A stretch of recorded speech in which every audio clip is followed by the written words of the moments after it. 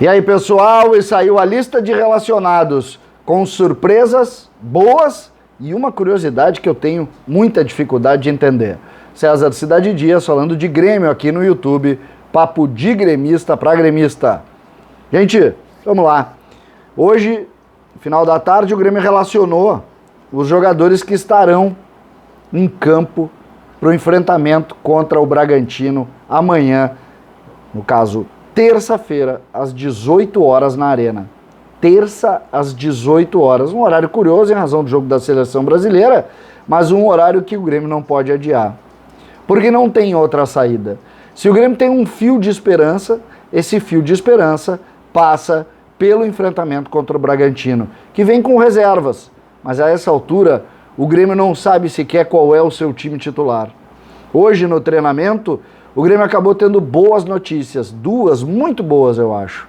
A primeira, Kahneman, que voltou, treinou, lutou e vai estar em campo no enfrentamento contra o Bragantino. Uma ótima notícia, lembrando que Kahneman não esteve em campo no enfrentamento contra o América. Aquela dificuldade do jogo contra o América criou muitas dúvidas em relação ao futuro de Walter Kahneman. Por quê? Porque a gente sabe que ele tem uma lesão crônica no quadril, que ele já tem inclusive data marcada para a cirurgia, e isso prejudica o seu rendimento, prejudica a sua média, e de fato a gente tem esse como um ponto de uma boa notícia, porque ele fez todo o esforço do mundo para poder estar em campo, para poder jogar.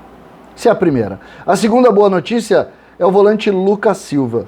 Lucas Silva deixou o campo no enfrentamento contra o América sentindo o adutor, segundo as palavras, inclusive, do vice-presidente de futebol, Denis Abraão, que disse que Lucas Silva estava sofrendo com muitas dores, e ali, quando o assunto é adutor, a ideia que nós temos qual é? Dificuldade para retorno, principalmente no curto prazo. Mas ele treinou e ele se colocou à disposição de Wagner Mancini para o jogo, para a decisão, para uma decisão de Mundial do Grêmio. O Grêmio tem na sua lista de relacionados Adriel e Breno como goleiros, Cortez, Diogo Barbosa, Rafinha e Wanderson como laterais, Jeromel, Walter Kahneman, Tonhão e Juan. Os zagueiros base. Os volantes, Lucas Silva, Sarará, Thiago Santos e Vitor Bobsin. E aqui um mistério, Darlan fora da lista de relacionados. O que tem Darlan em razão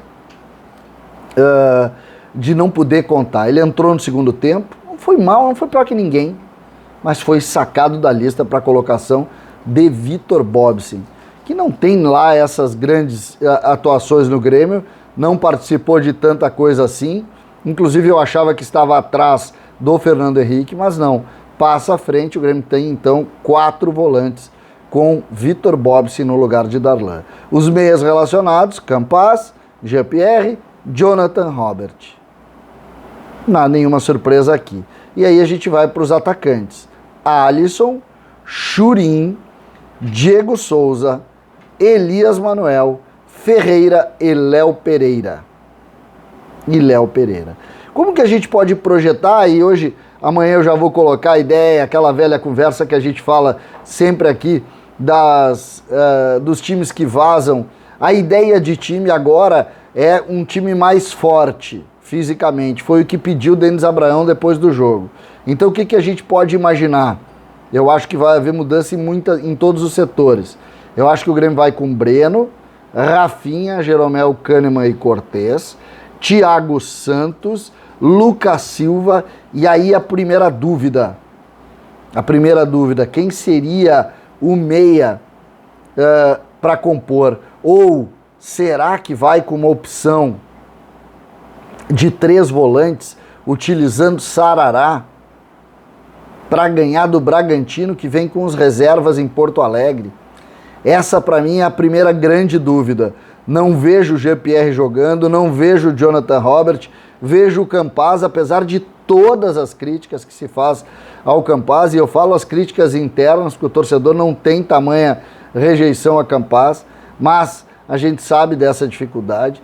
E aí no ataque, aí sim, Diego Souza é titular absoluto do treinador, o Ferreira deve jogar e acho que na direita joga o Alisson. O Grêmio teria então, dentro dessa linha, e eu estou falando de lógica, não é informação ainda, e muito menos os vazamentos comuns do ambiente dos X9 do Grêmio.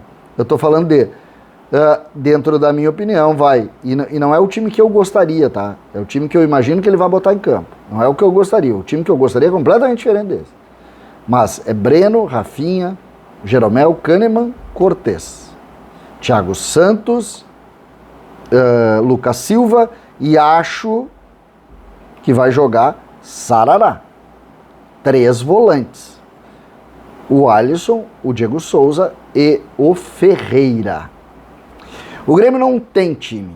O Grêmio não tem, dentro da sua organização, uma ideia básica de sistema de jogo. O Grêmio não tem nada, na verdade. Só que isso não muda em nada o nosso sentimento pelo jogo. Se vai jogar o Diogo Barbosa, se vai jogar o Cortez, se vai jogar o Adriel, se vai jogar o Churin, não sei. A essa altura, eu só penso em enfrentamento contra a equipe do Bragantino, chance de vitória para seguir com esperança. Eu não errei quando disse que o jogo contra o Bragantino é o último fio da esperança. Porque não é. Ou melhor, porque é. Eu estou certo nisso. O último fio da esperança é o jogo contra a equipe do Bragantino. Uma vitória contra o Bragantino em casa, mesmo sem a presença do torcedor, transporta para o jogo de Chapecó a ideia do Grêmio fazer 2 vitórias seguidas.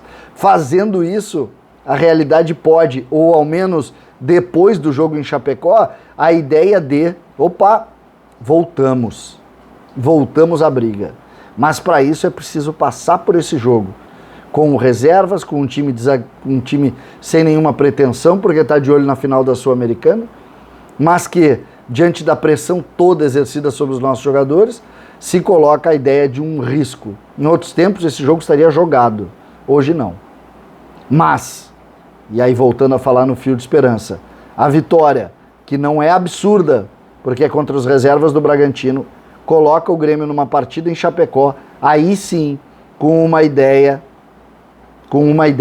de voltar para a briga. Analisem a tabela e vocês vão ver que isso existe. Isso não é surreal.